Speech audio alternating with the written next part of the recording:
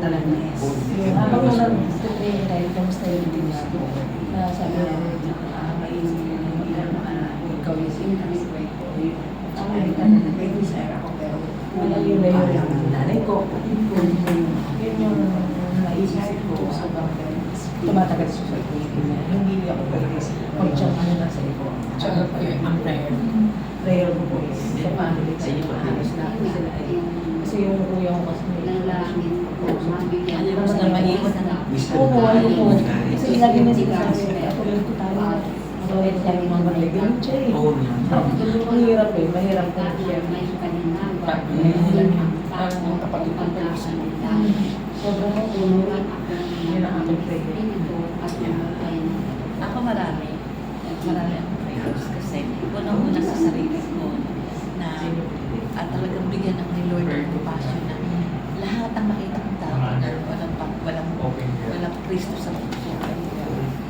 Magkaroon ako ng compassion, magkaroon ako and at the same time yung opportunity bigay din sa akin ni Lord na pero ang first and foremost is yung talagang ihanda yung puso paano pag-share ako ng gospel.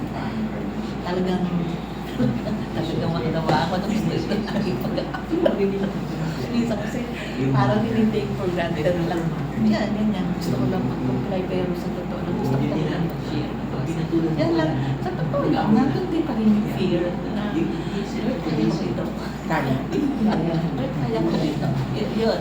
Yung nun is yung talagang boldness. Boldness talaga. Not hindi lang sa bunga.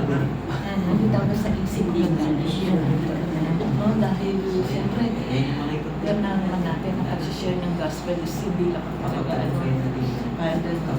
yung parang bula-bulahin yung talagang based on experience and based on so yun.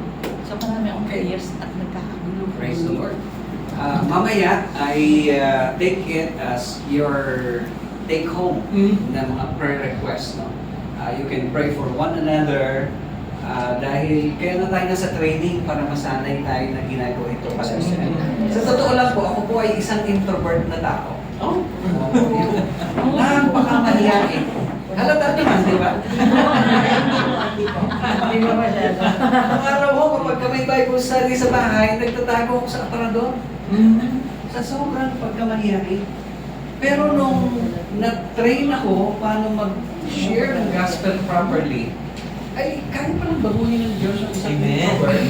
Tapos pwedeng lumakas ang loob. Kasi yung meron tayo galing sa Kanya. Di ba? At hindi naman nakakayang i-share dahil nagbabago ng buhay. Yan. Okay, so simulan natin yung lesson. Dito pa lang magsisimula. Okay. Alam nyo, kaya ang ganda nitong design ng material natin, hindi siya puro lecture lang. No? Yung discussion na yan, devotion yun na, tapos nag-discussion pa, nakakatulong talaga no, na lumawak yung pag-unawa natin. That's the beauty of our material. Okay, now this time naman po, allow me to facilitate the short lecture. Okay, page 50 po, dun sa inyong mga materials.